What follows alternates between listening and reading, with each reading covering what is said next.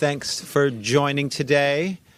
Grateful for your presence and your participation as always. And I'm California Attorney General Rob Bonta, and pleased to welcome to the DOJ our great Governor Gavin Newsom, as well as Kim Johnson, Secretary of the California Health and Human Services Agency, each of whom you will hear from shortly.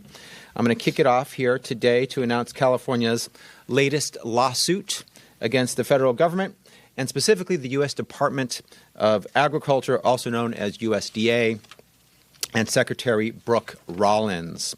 Using the current federal shutdown as a scapegoat, USDA has unlawfully suspended funds for the Supplemental Nutrition Assistance Program, SNAP, for the first time in the program's history, informing state agencies that the federal government will withhold all November benefit payments. Trump and Rollins are cutting off benefits for more than 41 million Americans. 41 million Americans, red states and blue states, folks who rely on SNAP to put food on the table, even though there are billions of dollars in contingency funds and other funds that could be used to provide SNAP benefits during the shutdown. They are doing this on purpose. It is deliberate. It is intentional. They have the funds. They're just not using them. The vast majority of SNAP recipients are families with kids, elderly individuals, and people with disabilities. These are our most vulnerable. Society should be judged on how we treat the most vulnerable. Trump gets an F for what he is doing here to our kids and to our most vulnerable Americans. Here in California, our SNAP program, CalFresh, supports 5.5 million Californians every month, including 1.9 million children. All of them are counting on this program. They're counting on their government to follow through on its promise and to provide the support that they need. In abruptly suspending SNAP, Trump and Rollins have broken the law. They have forced states to scramble to try and clean up the federal government's mess. And worst of all, they've left 41 million Americans unsure of where their next meal will come from.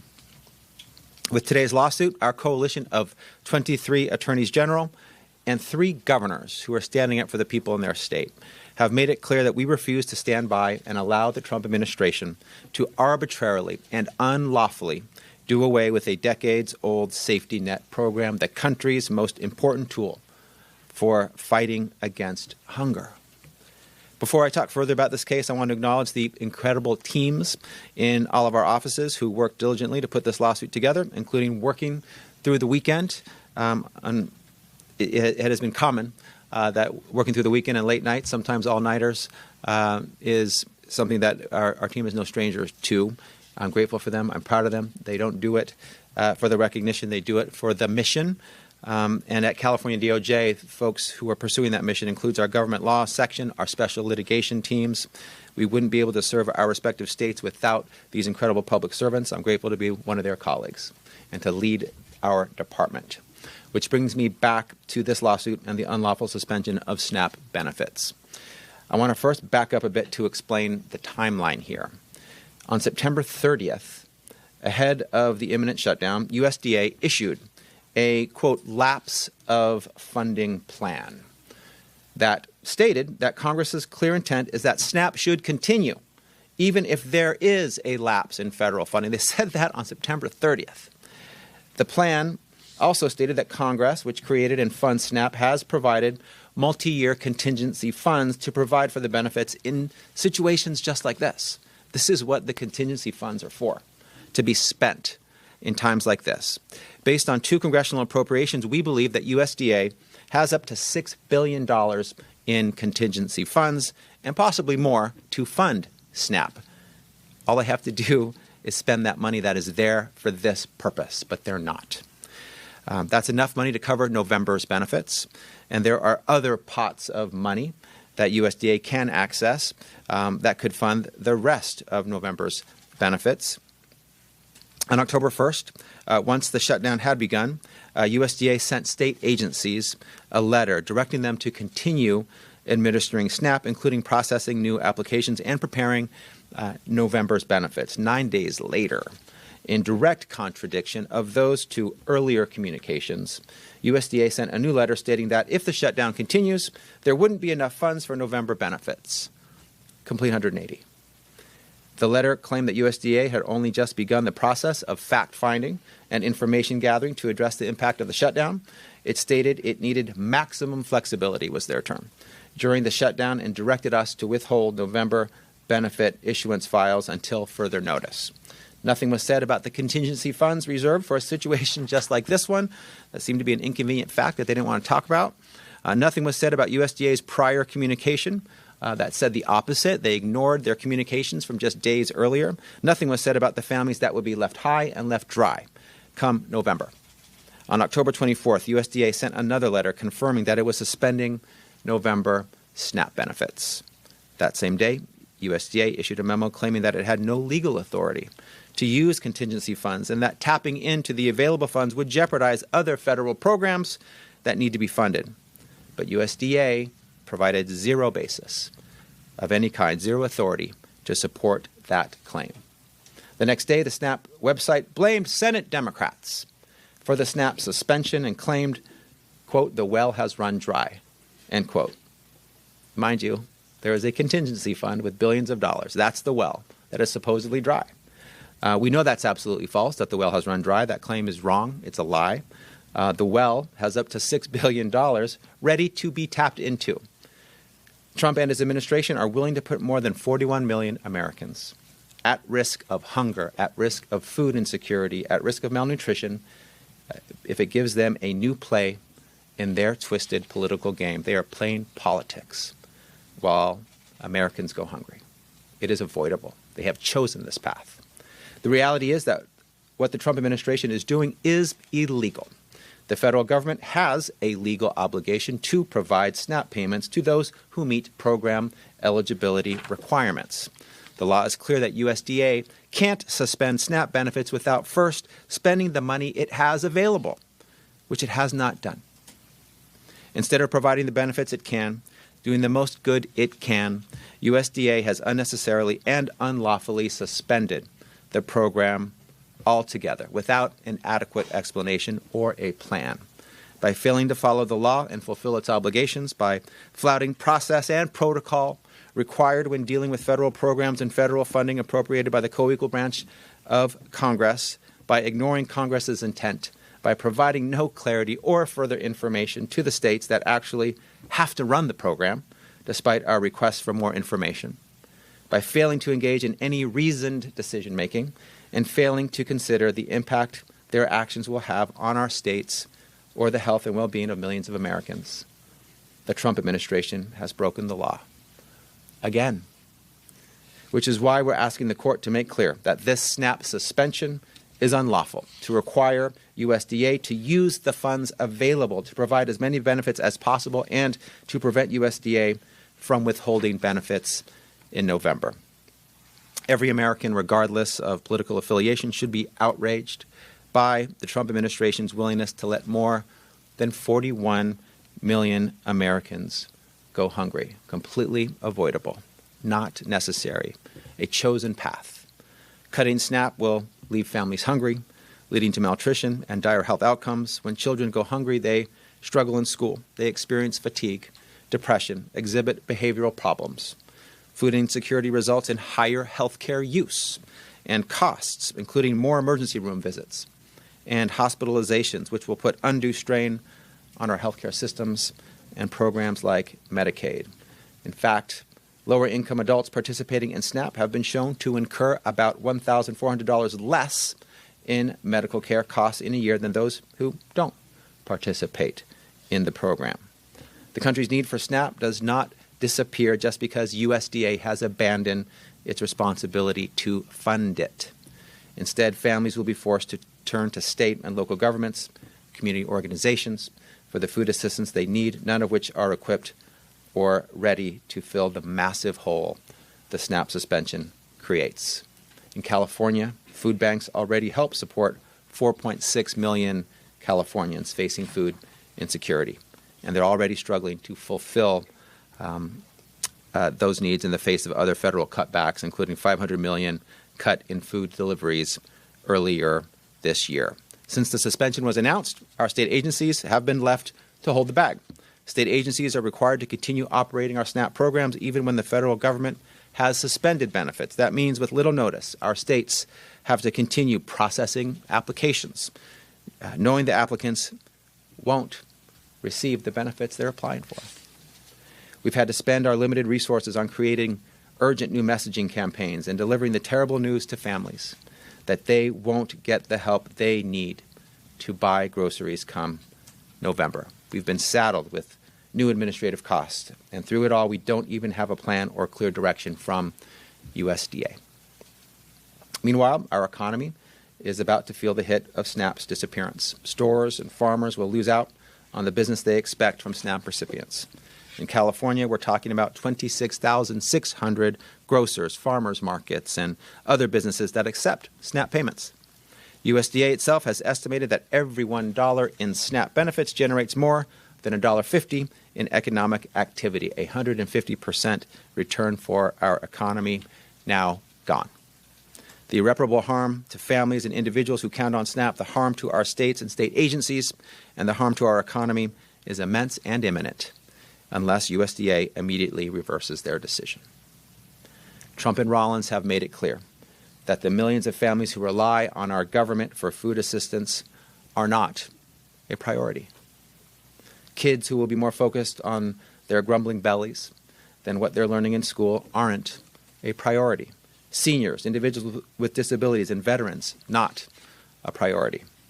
Ending this government shutdown isn't a priority. Trump has made clear he's more focused on tearing down a historic building to build himself a gold-laden ballroom for lavish parties than ensuring American families can put dinner on the table. And the fact that Thanksgiving is mere weeks away is just salt in the wound. Just imagine the extravagance of Trump's Thanksgiving table while millions across the country don't know how they'll even buy a turkey. Trump and Rollins may be pointing at the shutdown as the cause of this disastrous suspension, but the USDA has historically continued the safety net program through shutdowns. We've been here before. This money has been spent before. It can and it must legally be spent now. As recently as 2021, the USDA and the Office of Management and Budget made clear that Congress intends for SNAP benefits to continue despite lapses in appropriations, and the USDA should use contingency reserves in that case. During the 2019 government shutdown, USDA acknowledged that contingency funds could be used to continue SNAP benefits. There's neither any legal basis or precedent for USDA's decision to suspend SNAP and desert more than 41 million Americans. It's untenable to think that the administration would stoop as low as letting people go hungry to try to win some political upper hand so they can bludgeon Democrats with it. It's time for the president and his administration to actually serve the people of this country and abide by the laws they swore to uphold. It's deeply disconcerting that 40 weeks into this presidency, California has already had to file 45 lawsuits against Trump and his administration, more than one a week. But that's the reality we're in. And you've got my word that my fellow Democratic attorneys general and I won't back down, whatever comes. We'll continue to stand up for our states, the people who live in them. We'll continue to take the federal administration to court when they break the law, violate our Constitution, and harm our people. If they break the law, we sue. If they don't break the law, we don't sue. It's that simple. And so we've done it 45 times so far. And before I turn it over to the governor and my colleagues here, I want to again thank the members of California DOJ's team who made this lawsuit possible. I want to shout out and thank Maria Buxton, Sebastian Brady, Liam O'Connor, Chris Kissel, Ryan Eason, and William Bellamy, a great team I'm proud to work with and serve with. And with that, please let me introduce Secretary Johnson, and we'll circle back for questions at the end. Secretary? Good luck, Secretary, after that. Jesus Christ, that was good. Yeah, Convinced me. Absolutely. I got nothing. Anyway. And thank you. As I'm proud to stand here alongside the Attorney General and the Governor, I'm also devastated that we must fight to simply ensure people can put food on the table, especially those with the most need. And the Attorney General covered who we're talking about, 5.5 million Californians, primarily families, 1.1 million older adults, over the age of 60, our elders, our grandparents. Over 84,000 veterans, also part of those that are impacted, low-income college students, and more. The other point of this is the cruelty couldn't be more apparent. While we have universal school meals in California, during November and December, our children are off for the holiday. And so while there's more need for resources in the household to support those children at this time, is when the federal government is deciding to take this action. So you heard from the Attorney General about the economic impact. CalFresh benefits in California are about $194 per individual or $333 per household. We also know, in addition to the health impacts and the food and nutrition impacts, that this is also disrupting poverty in California. The California poverty measure shows that poverty among all of Californians would be 3.1% higher if not for the nutrition safety net. That equates to 1.2 million more Californians in poverty without these resources. So again, we're taking action in this moment. I'm grateful that the governor has asked that we accelerate $80 million to the food banks and their networks across the state. We greatly appreciate the partnership of the California National Guard and Cal Volunteers, who's helping shore up the capacity of those food banks to get that food distributed. And we also need your help. For those of you who want to step up in this moment in your communities, we encourage you to visit cafoodbanks.org.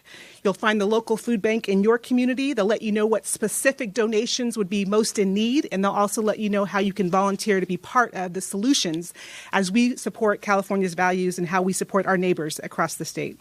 All of these efforts, while, again, we demand that the federal government follow the law. And with that, I'll turn it over to the governor. I appreciate it. Thank you, Madam Secretary, and thank you to the Attorney General. I appreciate the comprehensive nature of this lawsuit, and so I won't belabor or repeat or be redundant except to say he's going to be successful. We will be successful. That's why we're here. We could talk about our contingency plans, and I'll add to that in a moment, but this is about as crystal clear an argument that I've seen of the 40-plus lawsuits that we have advanced. USDA shall, their own words, 930 memo just weeks ago. They said the reason we have the contingency plan is appropriated by Congress is to, in case there is a government shutdown, to advance these funds to address and mitigate this potential looming crisis, period, full stop. It's not complicated. So I want to applaud the Attorney General and applaud those Attorney Generals across the United States, those three governors that stood up. I'm shocked, then again not, that other Republican state governors are not also joining this lawsuit. The impacts in their states, ironically, are disproportionate. Rural, red parts of this country, the impacts to these cuts are disproportionate. That said, the reason I'm not shocked is these are the same group of people in the Republican Party, representatives that supported the big, beautiful bill that looked to cut $186 billion from SNAP over the next decade. They approved that. They promoted that. This is their policy. This is what they support. This is, in many respects, a preview of things to come. $186 billion 10-year cut to food stamps to SNAP in the big, beautiful bill, impacting in California. We estimate 395,000 people that will lose their coverage because of the new criteria and new requirements in that bill. I find it also interesting that the Senate's going to be having lunch today. Lunch to discuss cuts to food programs. Hope they enjoy their lunch. Just paint that picture. Attorney General painted the picture of the ballroom. I just want to paint the picture, the situational reality of what is and what is not occurring in Washington, D.C. The Speaker of the House of Representatives remarkably once again lied when he said, well, it's a government shutdown. There's nothing we can do about it. You can see the board right behind the Attorney General. There's been situations in the past consistently. This program has been funded during government shutdowns. He lied. Once again, he lied. It's also interesting to me because I spent a little time at a wonderful Jesuit university. If there was anything I remember about my 4 years with Father Cause, is that the New Testament and Old Testament have one thing dominantly in common. In Matthew and Isaiah, Luke, Proverbs, go down the list. It's around food. It's about serving those that are hungry. It's not a suggestion in the Old and New Testament. It's core and central to what it is to align to God's will, period, full stop. I say that because these guys need to stop the BS in Washington, D.C. So they're sitting there in their prayer breakfasts. I mean, maybe they got an edited version of Donald Trump's Bible, and they edited all of that out. I mean, enough of this. Cruelty is the policy. That's what this is about. It's intentional cruelty, intentionally creating anxiety for millions and millions of people, 5.5 million here in our home state. So, again, our state of mind is pretty clear. We're going to win this lawsuit. And I want to thank the Attorney General and his team for outstanding job putting together the arguments and putting together the partnerships and the coalition to advance this lawsuit. I'll close briefly. In the absence of that success, California has fast-tracked the distribution of $80 million to the 50 food banks, the spoken hub wheel that we have, this system networks that support about 2,500 pantries across the state. We fast-tracked the distribution of $80 million. Just last week, we had 397 members of Cal Volunteers that were sent out to support food banks across the state of California. Hundreds more will be deployed as needed. And we also called up the National Guard, 35 National Guard men and women. And I hope you saw some videos and some photos. Proud to be there. Proud to be the good guys. Proud to not, to separate themselves from their other assignments. Proud to be back at the food banks where they were during COVID, distributing over 800 million meals during COVID, providing logistics and support for our volunteers in our food banks. We have a cohort of about 150 that are available as requested. We're not forcing the Guard on anyone, as requested. They were requested in Los Angeles, and we hope others will consider the same throughout the state of California. In the absence of that, again, we'll continue to support our volunteers through Cal Volunteers and individuals that want to volunteer food banks. Final thing. This is a holiday season. This is when food banks are already busy. This is when there's already a lot of pressure and anxiety. And anyone that's bought coffee, you understand prices are through the roof, record-breaking prices. Right? Inflation's out of control once again in this country. Ask any of us that bought a pound of beef. Many of you are buying Halloween candy. It's up 10.8%. Just since this administration took the oath of office. President, so desperate, he's overseas trying to clean up his mess. He's telling people to buy today foreign cars, which is extraordinary, and foreign beef. He's found $20 billion, didn't he? He found $20 billion to send to wannabe dictator in Argentina. Now he wants to buy beef from Argentina. $20 billion he found, but he can't provide as legally required $6 billion from a contingency fund that was set up precisely for this moment. That's about cruelty, period. That's all this is about. So respect to our AG, to our blue state governors leading the way, and shame on those Republican representatives in Congress, particularly those having lunch today, as we discuss contingent plans all across the United States to help keep people fed and keep people from being hungry. With that, the AG is here to answer any of your questions. I'll start with an on-topic question, Attorney General. So process-wise, what do you anticipate, just moving forward? Do you anticipate a judge making a ruling on a temporary restraining order? And then if I am a person that receives SNAP funding come this weekend, what should I anticipate? Great question. Thank you for the on-topic question.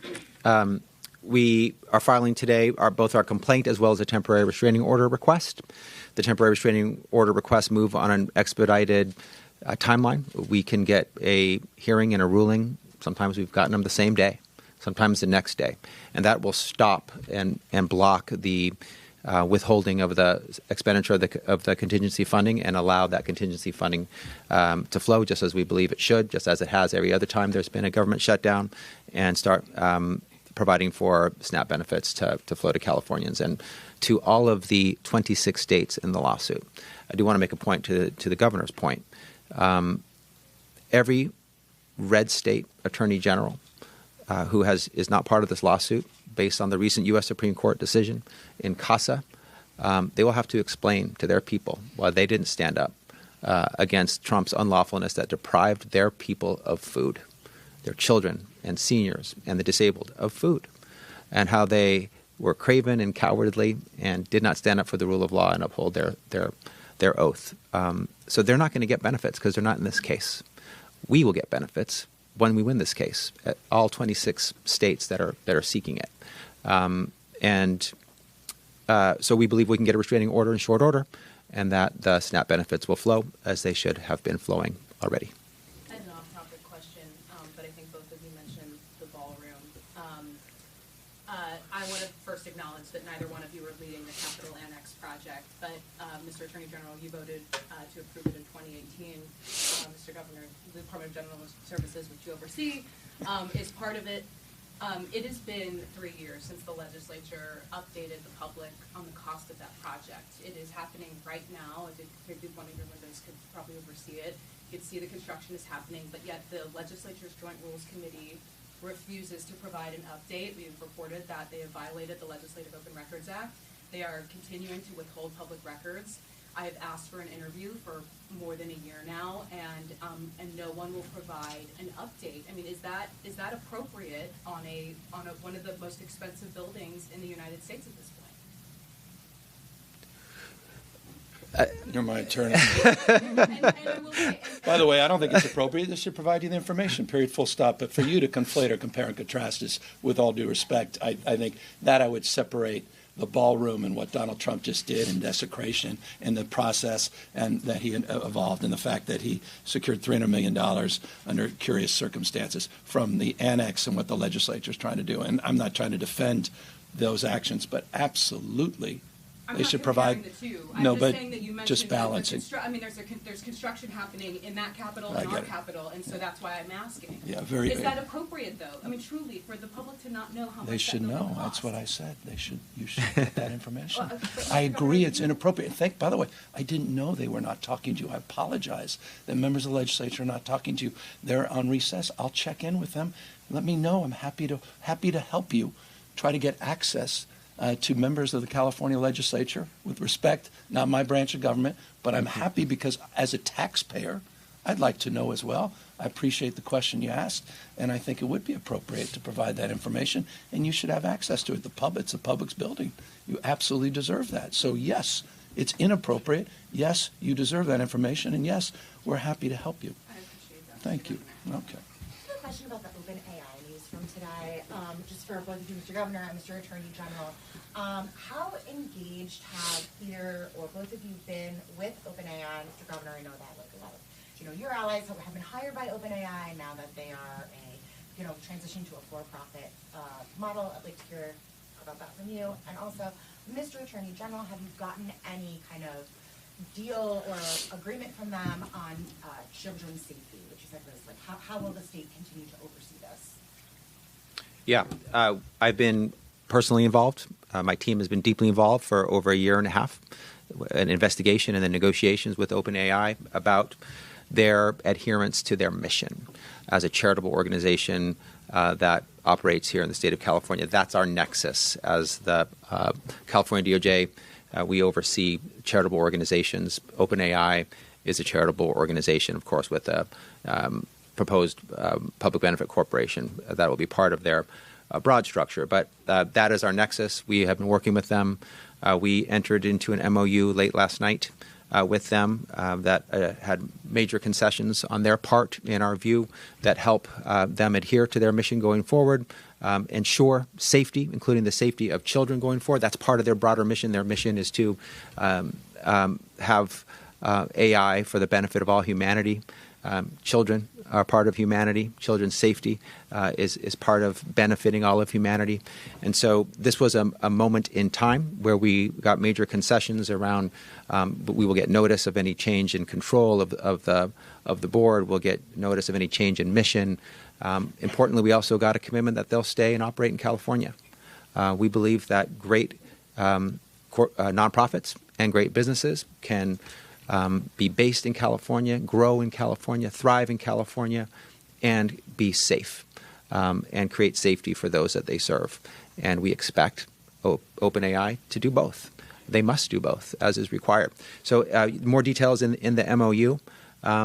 We will have an ongoing role with respect to making sure they adhere to their nonprofit mission and do everything to potentially and lawfully to protect children and ensure safety of all those who use their services. And we will be vigilant in that ongoing role. Governor, question for you when it comes to Prop 50. The New York Times had an article reporting on a conversation in which you and your team members mentioned that you no longer need campaign donations from small donors. Can you kind of expand on the confidence that exudes about the election? Well, I know I did I don't know about any reporting about those Zoom conversations, but I had a very public interaction with that donor base because I did a video saying, please stop sending money. 1.2 million contributors, or contributions rather, have been received. $38 million in small dollar. It just blew past our expectation. And so we have the budget, period, full stop, to complete what we set out to do, which was to be successful and win Proposition 50. I admit, and I appreciate the question, it's the first time, I don't know, likely to be the last time, that I've ever said, stop, please don't send any more money. I don't know many elected officials have ever been able to lay claim to that, period, full stop. And I said, just, $10, $20, particularly now in light of everything we've been discussing here today about food insecurity and the like, is a lot of money to people. And so I said, please keep your money or redirect it to other causes. And we began to orient some consideration to that in Indiana and what the governor just did with a special session there, which is extraordinary, considering the coercion that's gone on in Indiana to do this mid-decade redistricting and to other states and other causes. So that's it. But I also made it crystal clear. It doesn't mean we've won the campaign. Quite the contrary. It just means we're being honest with people. We don't need the money. But the money that has been raised is going to be utilized for our field campaign, which is one of the biggest in state's history, and to make sure we deliver on what we've been promoting. So we made the point we're running the 110-yard dash, not the 90-yard dash. It's all about get out the vote now. But the low dollar money we just don't need at this moment. Mr. Governor, to follow up on that, I wonder in this final week, the home stretch, do you have plans to be out on the campaign trail this weekend? Or yesterday, last night, today, every day. No, that's all I've been doing. I mean, I've been all over the state. Just got in late last night from Southern California, a number of events. We were in San Jose just a few days ago doing events and get out the vote. And look, this is, it's a familiar time of the year for a lot of us. And so a week or so left to Election Day. And to me, everything's on the line. And I don't, what more evidence you need? This lawsuit, 42 others plus that the AG is filed now, what's going on with these illegal tariffs and the impact that's having on cost of candy, the cost of backpacks and back-to-school supplies, the impacts of those tariffs, those taxes on all of you, the recklessness of this administration, yes, the wrecking ball at the White House and the East Wing, the $173 million that they apparently were able to find for Kristi Noem's brand new planes, but they can't again find money for food stamps at this time. The supine Congress and increasingly supine Supreme Court, this shadow docket, the emergency docket, where they continue to give license to the President of the United States to racially profile Americans basis of their skin color, where they congregate, and the language they speak. I mean, this is an extraordinary moment. And so I think Prop 50 is deeply part of that. And so we're going to do everything we can over the course of the next week to remind people what's at stake, and I think really trip up some of that momentum on the Trump administration. And I wanted to just follow up. You mentioned the fundraising email this morning, directing donations to the fight in Indiana. Can you sort of put, from your perspective at this moment, obviously it's changing as other states jump in, and but how does Prop 50 fit into the national? Look, this guy, Donald Trump, wants to rig the election before one vote is cast. It's completely consistent with a guy that referenced January 6th as a beautiful day, where he tried to light democracy on fire and tried to wreck our democracy. He made phone calls to the Secretary of State in Georgia, and he followed up consistent practice by making calls to governors all across this country, starting with Greg Abbott, who he later said he was, quote unquote, entitled to 5 new Texas seats. You saw what happened in Missouri, saw what happened in North Carolina. Their legislative leaders couldn't even, they just said they might as well have used the phrase, dear leader. What they're doing now with special session, which, by the way, the governor knows better. He didn't want to do this in Indiana, but the threats coming from the Trump administration to Republican governor, this is just unprecedented in American history. And so Prop 50 is our way of fighting back. He's rigging the game. He can't win. He's weak. That's what this is all about. He's a race against the clock. He knows he's going to lose the midterm elections. He knows it, so he has to change the rules because he can't win fairly. He can't win if the rules are not changed in his favor. That's why he's rigging the election. That's why he sent masked men, Greg Bovino, who's in court appropriately today. When we kicked off our Prop 50 campaign, he sent his masked men as secret police. They at least appear to be acting as secret police, sworn in office, swearing an oath to the President of the United States. Listen to Bovino's defense of what he just did, throwing chemicals at people against a court order. He said, I work for the President and Kristi Noem. No, you don't. You work for the people of the United States of America. You took an oath of office to the Constitution of the United States of America, not to one man.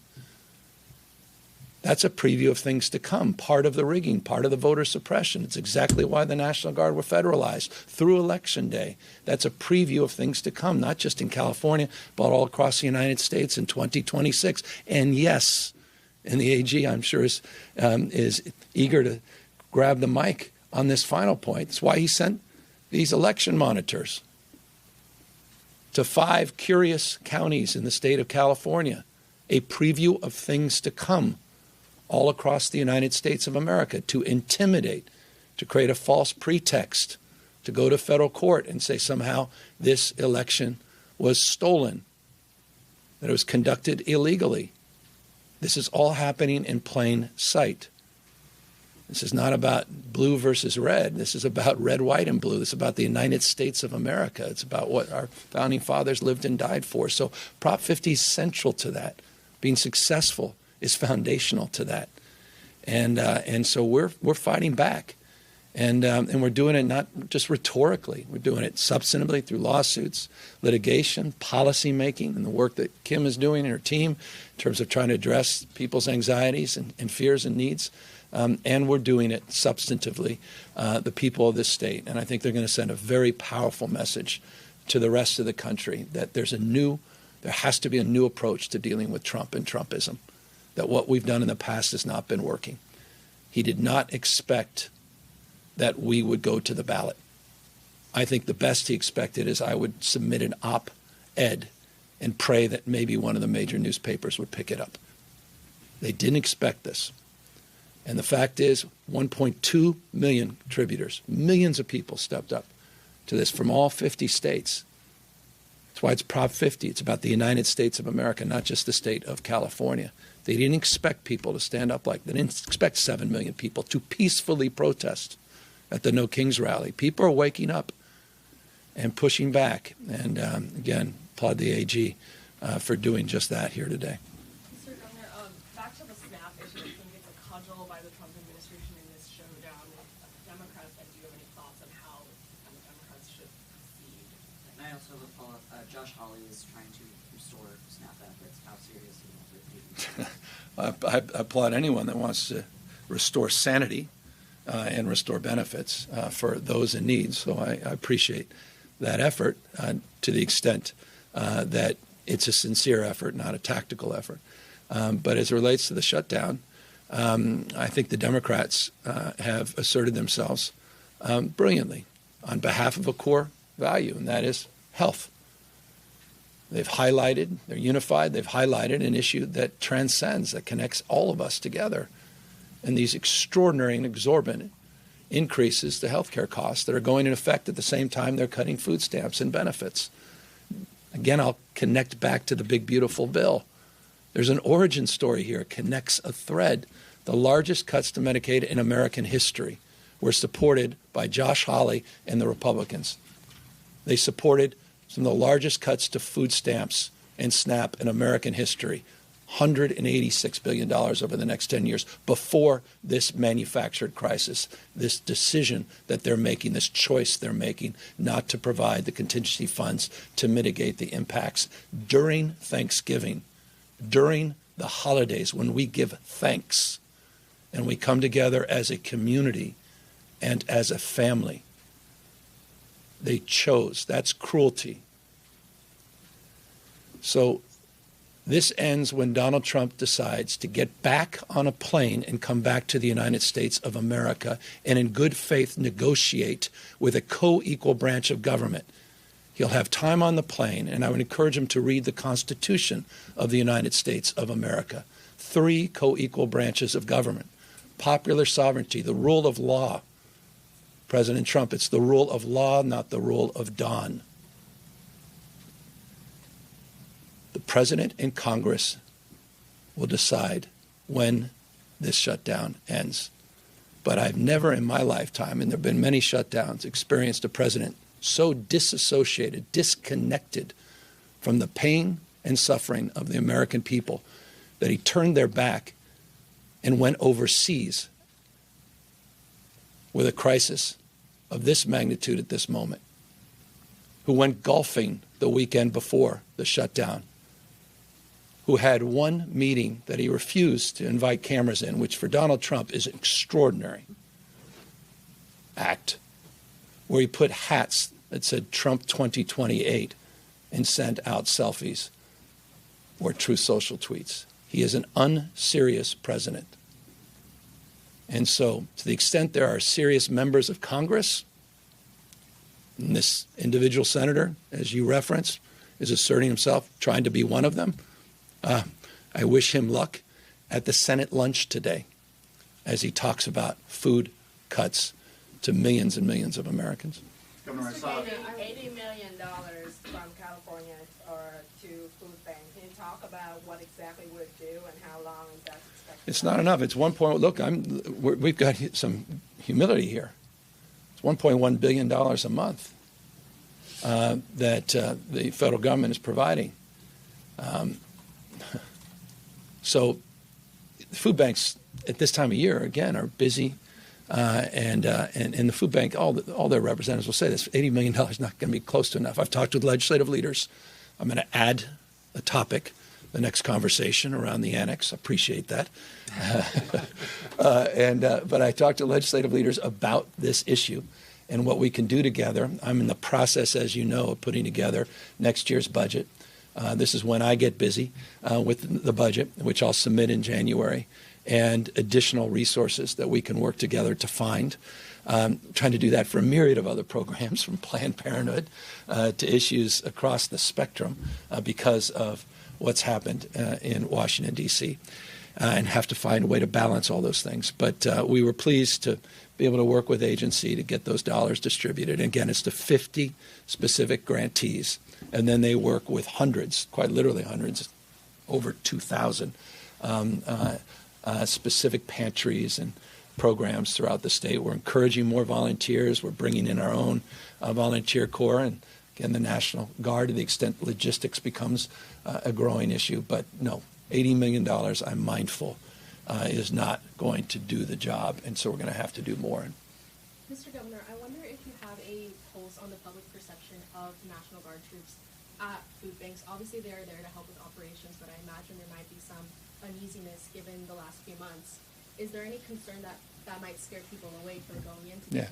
that's why it's voluntary. It's why they're requested. And you know, one of the wonderful things, and I saw so many interviews with National Guard, and they're not, you know, they were so pleased to get back to what they do best.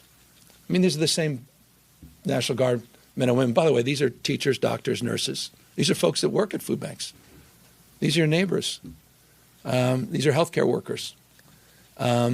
These are remarkable public servants and patriots.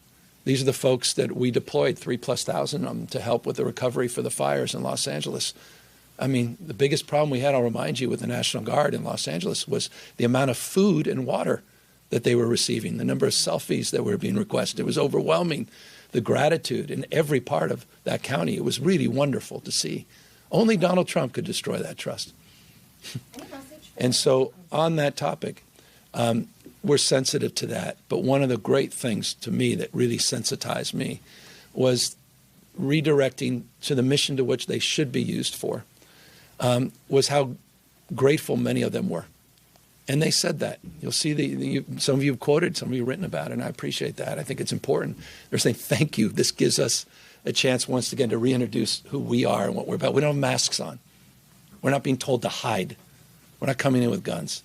But I'm deeply mindful, not only mindful of the frame of your question, which is great. We also have met with advocacy groups and others that have expressed that concern. And we made the point, to the extent they're needed, we can use them logistics in the background. We can organize them in a very distinctive way. We'll curate that. And we're not trying to do things to you, but with you to the extent you need it. But the LA example was really wonderful and heartwarming. And I hope it's a model that will encourage others. Governor, we saw the interview this weekend.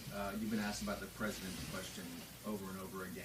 There was a different response this weekend on Sunday's CBS This Morning with Robert Costa. I'm just curious if you can shed some light on that. Nothing more. There's no. I was just being honest about the fact that people have conversations, and so I thought it'd be better to be direct as opposed to do the usual kabuki that politicians tend to do on the subject. But beyond that, there's quite literally nothing to add. Quite literally nothing more to add.